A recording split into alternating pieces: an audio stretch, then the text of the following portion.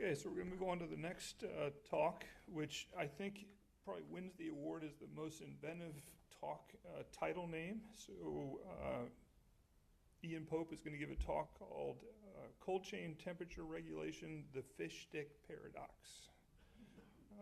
So welcome Ian up.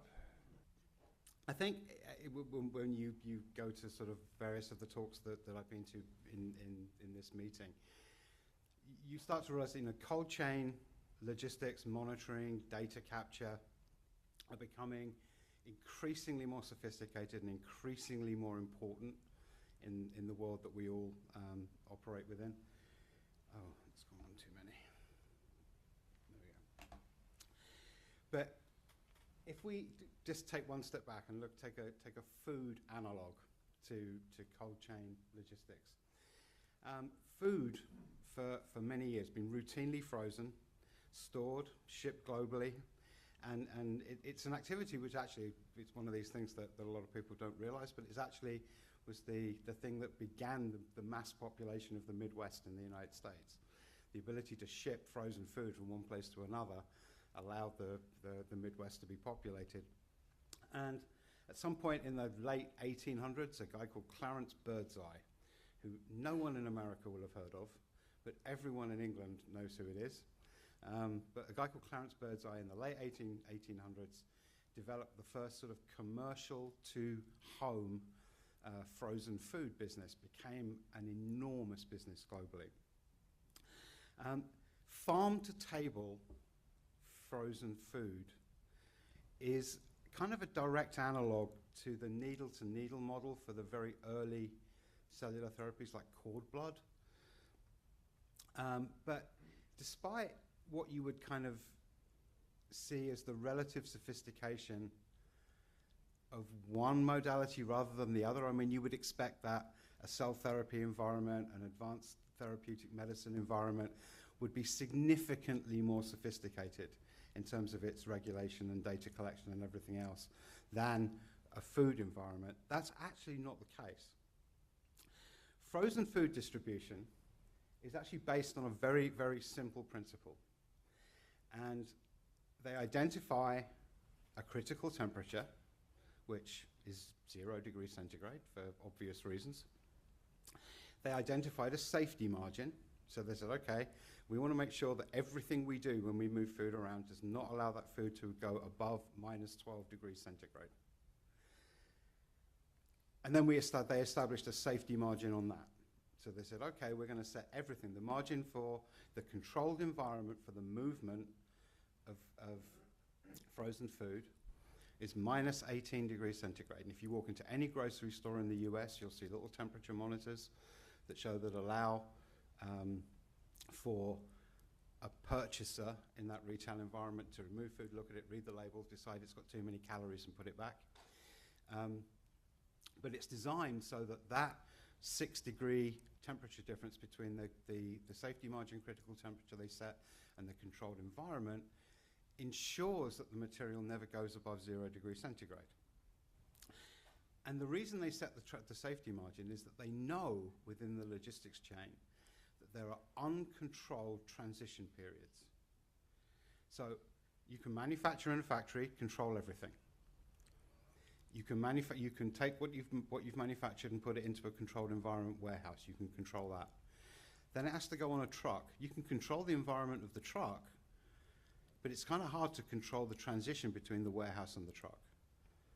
So they set the temperature requirements for the cold chain to be such that the time which is nominally expected to take for those transition periods is such that the warming event that occurs with the material never allows the product to reach a temperature which they consider to be dangerous.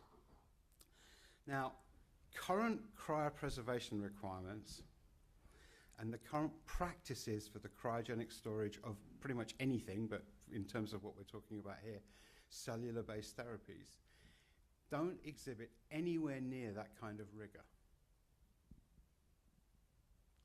So first, okay, although the wider scientific community, and it's a generally accepted fact, the wider scientific community accept that there is a temperature of minus 132 centigrade, there or thereabouts, at which a glass transition event occurs inside of cryopreserved cellular material, which potentially causes damage to that material. And one of the things that sometimes isn't understood is that it's not the time period spent above that temperature, it's the number of transitions, which is more critically important to the potential to cause damage to the material. And although that's a sort of fairly, generally accepted fact, there is no regulation anywhere which mentions that number. So we have a number for fish sticks, for food, for whatever, that says, okay, minus 12, we mustn't go above, minus 18 is the temperature that we don't want to breach. For cellular therapies, which you would consider to be a much more sophisticated environment, despite the fact that we know that this minus 132 point exists, it doesn't get mentioned in any regulation. In fact, if you look at most of the storage, the part of the regulations where they start speaking about storage, it says wonderful things like, keep it as cold as you can, or as cold as possible. And second, even when within an organization, within an SOP environment, within a GMP environment, that standard is adopted, the current equipment and practices that people have been using, but most of the cryopreservation practices which exist in manufacturing environments are basically what was done in the lab moved to another room. And the practices which exist allow for instances of uncontrolled, undocumented, unregulated warming events to occur pretty much every time a transaction takes place.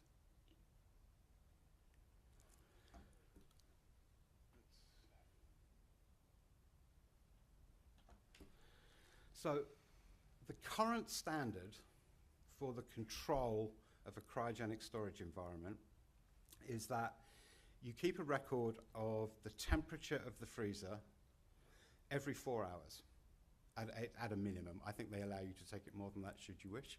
But at a minimum, you need to keep a data record every 4 hours of the temperature of the freezer. And then somewhere else, you need to keep a record of what's in the freezer.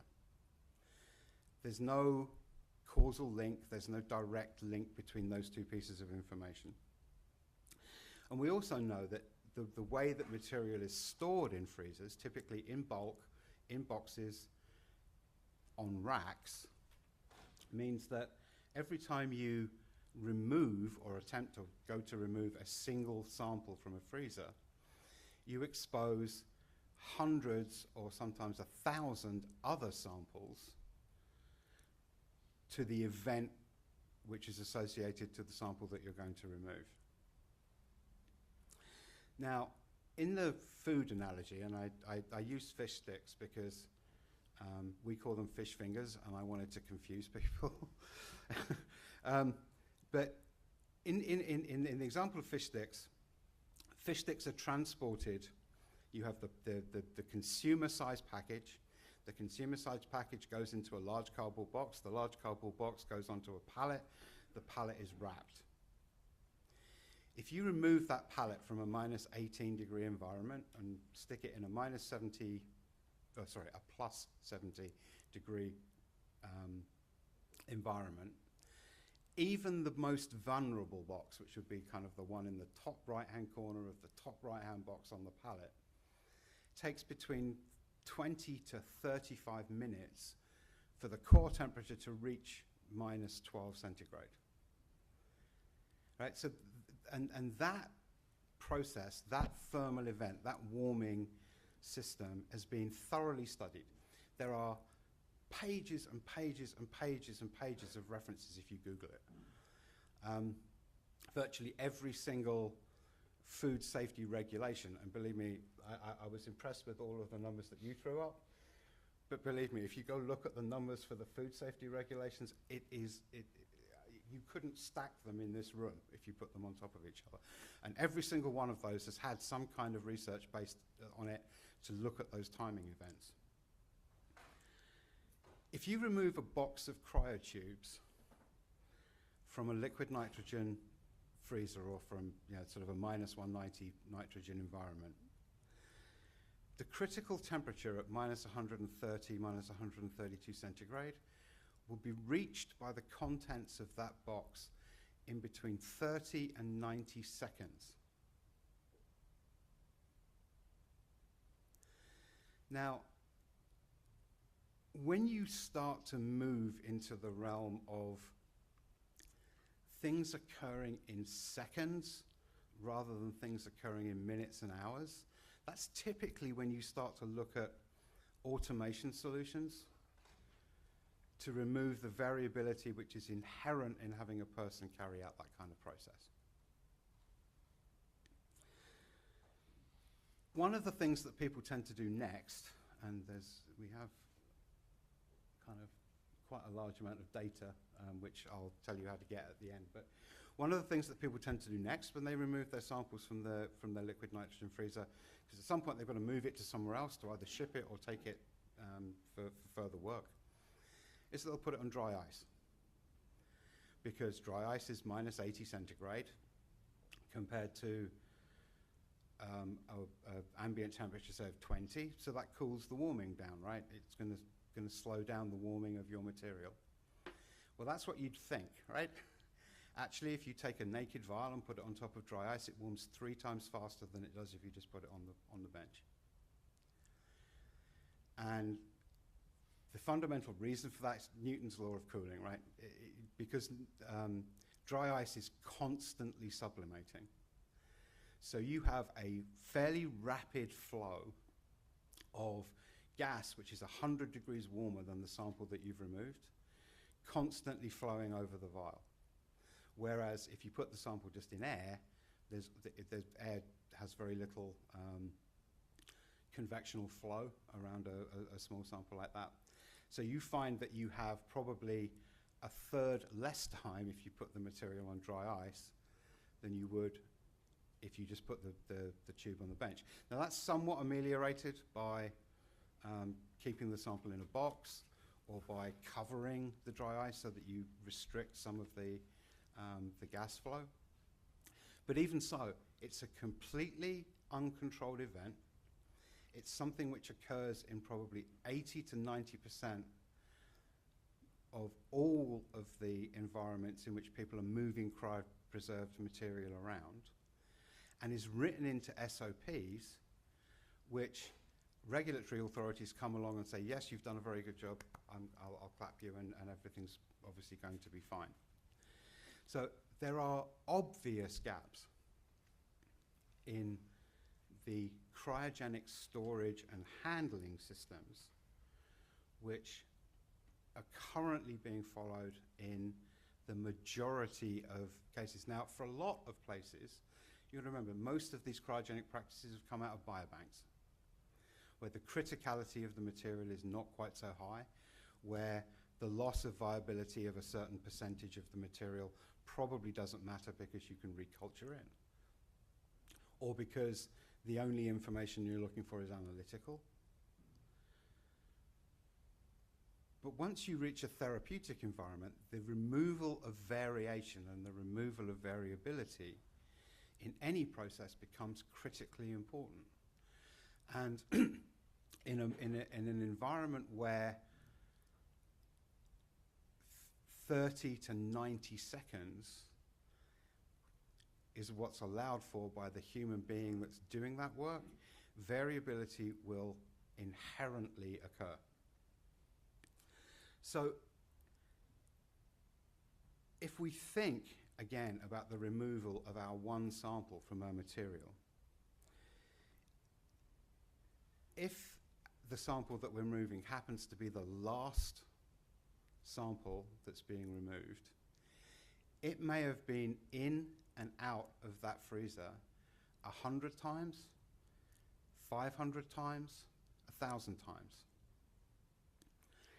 And yet when my auditor shows up to go look at the information which I've kept on that material, all I have is a list of temperatures that the freezer was exhibiting, and the fact that that sample was nominally within it. So none of the events that have occurred in terms of uncontrolled, undocumented events that have occurred with the removal of racks and the removal of everything else have been recorded, and unlike my fish stick analogy, the work doesn't exist or hasn't been published widely to establish what those time periods are, what those critical temperature settings should be, and secondly, at no point is that temperature regulation information enshrined in any kind of regulatory environment. So if you are interested, we did a lot of work on this. We designed an automated liquid nitrogen system which removes the variability of removal. And one of the things that obviously we wanted to do was to prove that there was a problem in the first place. Because it's very nice. I mean, it's a very nice, very sophisticated, very, very pretty piece of equipment. You've probably seen it as you walk around the exhibit hall up there. It's kind of hard to miss because it's 9 feet tall. It's a fairly impressive looking thing.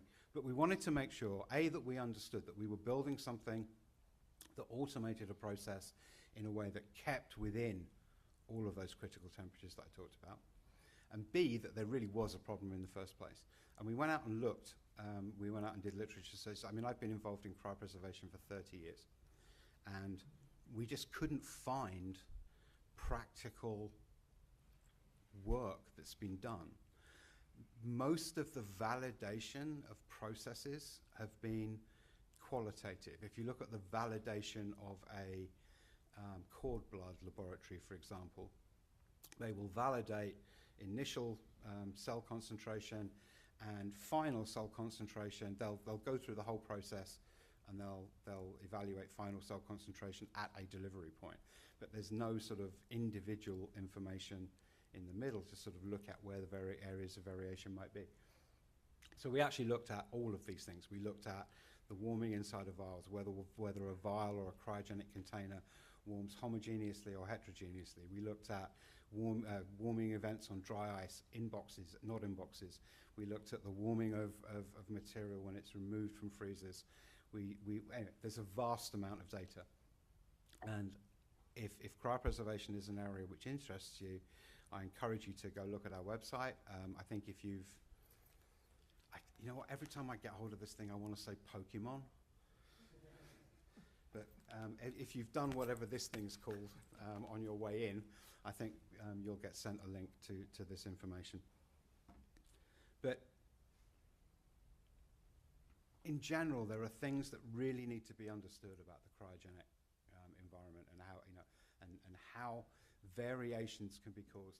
And one of the things which is really, really important here is that these variations, because of this critical temperature and because of the fact that transitions across this critical temperature cause fundamental issues with variability from sample to sample, is that understanding the temperature transitions and the temperature effects of physical transitions within your storage and manufacturing environment is very important, as is time, as is working out and looking at how long these events are taking and how can you control it.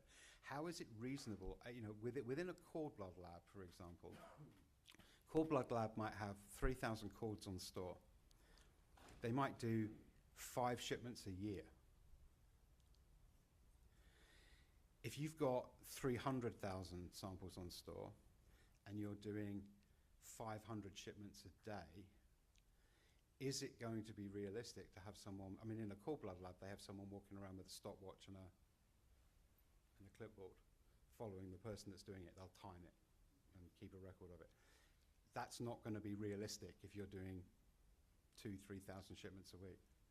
So how is that going to be done? How is that information going to be tracked? Again, at least with a system which has automated handling and recording, you can look at that data 5 years down the line and see how many times that sample was removed, how long it was removed for, if there were any events that you should be aware of. Right now, you do not have that information.